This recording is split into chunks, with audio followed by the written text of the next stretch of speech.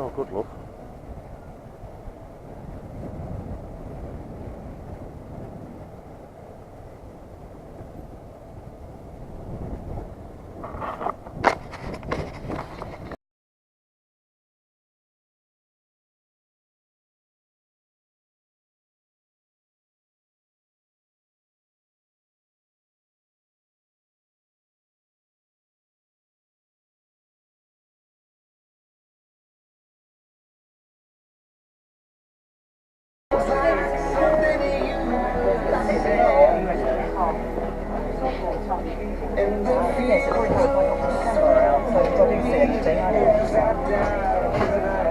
Do you like it best?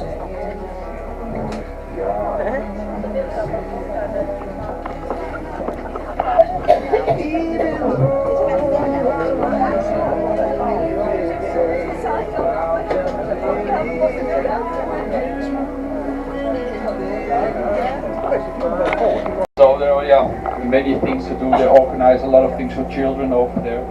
So we call it the Fun Tower at this moment. Here on the right, the building is the Palace of Justice. Also quite new. It's here for about 6-7 years now. God, it's on that side as Now well. here on the left you see some river boats. This is the Mona Lisa. The river boats go in that direction, so backwards, via the Amsterdam Rhine Canal till they reach the connection with the River Rhine, and they go to Germany, Austria, Hungary. If you sail away, you go to the other direction via the North Sea Canal to the North Sea. And if you walk a little bit to the left, you see it in C4. You see this little tower, Munttoren, and you see these flowers in the water in this canal. That's the flower market. Now so the tower on the little bit middle on the right, the Munttoren in C4. That's where we start our free time, where we will gather. You can walk around over there along this flower market. It's nice. It's short, but it's nice to see it. You have enough time to do that. And if you have the tower, you look a little bit to the left upwards, you see the name Kalverstraat. That's the oldest and longest shopping street of our city. And you will find many shops and many restaurants if you like to eat or drink something. So now we're on the Prinsen Canal, one of the canals that was dug in the 17th century to expand our city. And along this canal and the two others beside the Prinsen Canal are dug to create more space for people. The rich merchantmen lived in the canal houses. For the common people, they created an area on the right side of the boat, so on the right side of the canal. That's named, the official name was the New Work. Later they named it the Jordaan. And here we pass a church, and this church is named the Northern Church. And if you look in the distance, you can see on the left side, in between the trees, you can see a high tower, and that's the tower of the Western Church. Now they're both built as Protestant churches. Amsterdam was a Catholic city. 1578 it turned into a Protestant city. They started with the Western Church.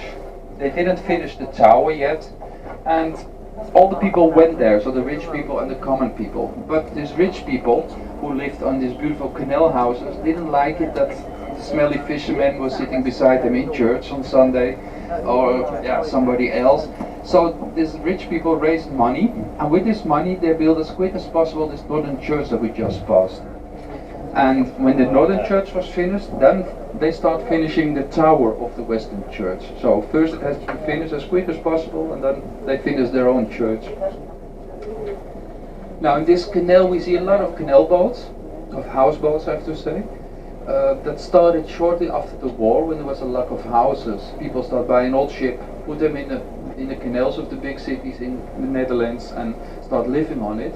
And here in Amsterdam it became popular really fast. In about 10-15 years we had so many houseboats that the local government said this is the maximum normal houseboats. What we have is okay, but no extra houseboats anymore. Now the houseboats, we have two different kinds. The one here on the right, that's a real ship. And then the next one, that's a newer type of houseboat. And that's one with a floating concrete bottom. Now the benefit of the newer types with a concrete bottom is that they you never have to take them out of the canals. If it's a real ship, it has to be checked every 5 to 10 years because there can be something wrong with the bottom. It has to be checked, and it gives a lot of difficulties to get these boats, these ships, out of the canals because they're too high. So we have 250 bridges in the old center, and most of the time they don't fit under these bridges. So they have to demolish a part of the boat, the highest part. You see that people rent plastic cans, for example, or they fill it with the water from the canal to get the boat as low as possible into the water so it can sail under the bridges. But it's going to cost these people a lot of money to get their boats out of the canals. Now nowadays all the houseboats are connected to the sewage system and they all got electricity from the wall as well. But in the beginning they didn't have a sewage system, so in the beginning of the houseboats in the 1950s everything was dumped into the canals. Now because everybody's obliged to be connected nowadays, the quality of the water really improved a lot.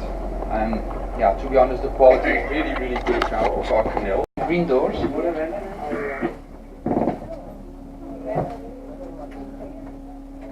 The house, second old house, and the new part, that's also part of the Anne Frank house now, but with the green doors, that's the official Anne Frank house. It used to be a factory of her father, factory that made pectin and herbs for meat.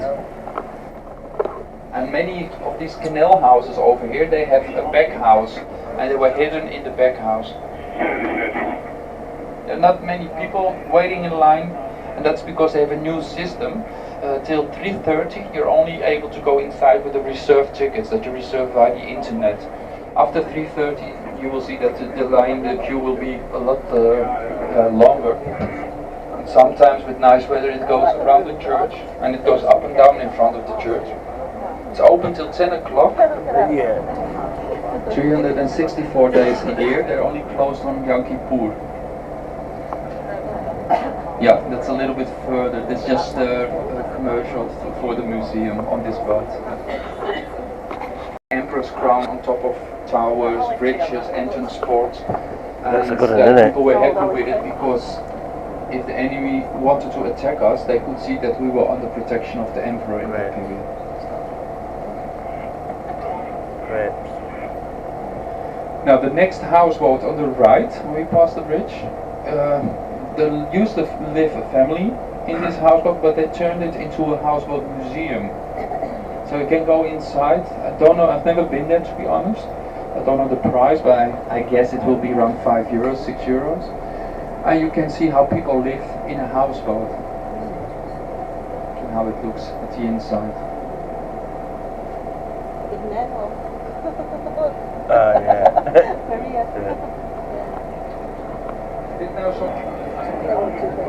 Now if you look at the houses along the canals, you will see that, you look at top of the houses, you will see that there are different type of cables.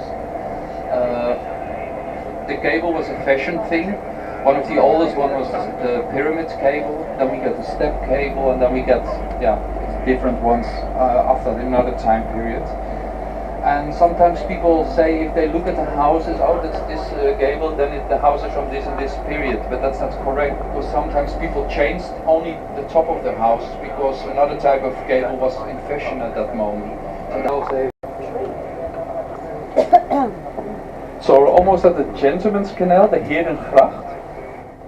And along the Gentleman's Canal you can find the most expensive houses that we have along our canals in our city. And probably, in the whole city. They're designers, and maybe you know them, they're called Victor and Wolf. Underneath the balcony of this house, you can see their name is written with golden letters. It's a little bit further, the first black house, the right side of the boat. Also in this canal, what you don't see are houseboats, because this is the most expensive part of the Gentleman's Canal, and you don't see any houseboat over here, it's not allowed. So it's the house here, the black one, and underneath the balcony you can see their name written. They also have their company inside, but they live above their company. This house for sure is above 10 million euros if you talk about the complete house.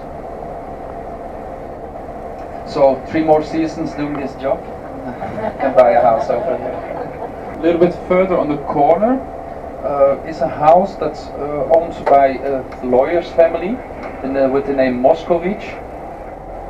It was a father, a Jewish man, who had 3 sons, three, and he started this company. All 3 sons became lawyers as well, but 2 of 3 of his sons are suspended for the rest of their lives.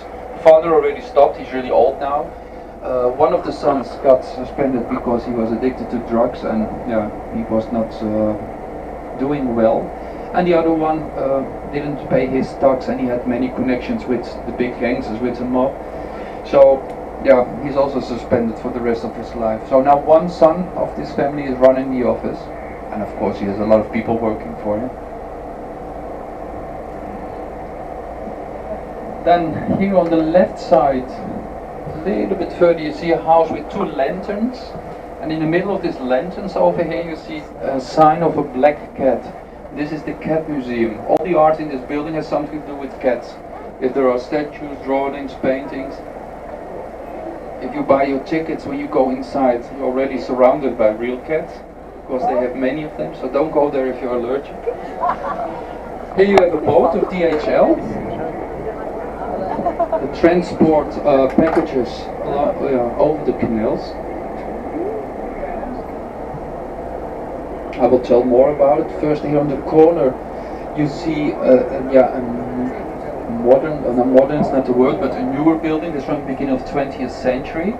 And inside this building, we used to have a bank, and nowadays they have the city archive on the basement, the ground floor, and first floor, and the top floors are rented as offices.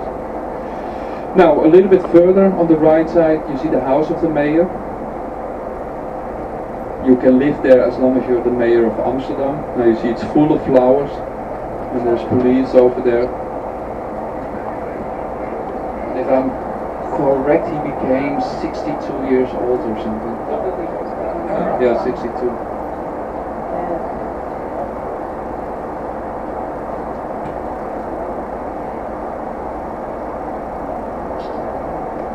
Funny anecdote about this swings that I mentioned in the beginning on this high tower.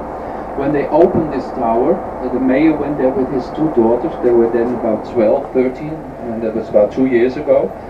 And he was the first person who was allowed to using the swing, so to open it. But he was afraid of heights, and he was already scared on top of this tower. And then when they asked him to sit on this swing, he refused. And then his 2 daughters were the first ones who went on these swings.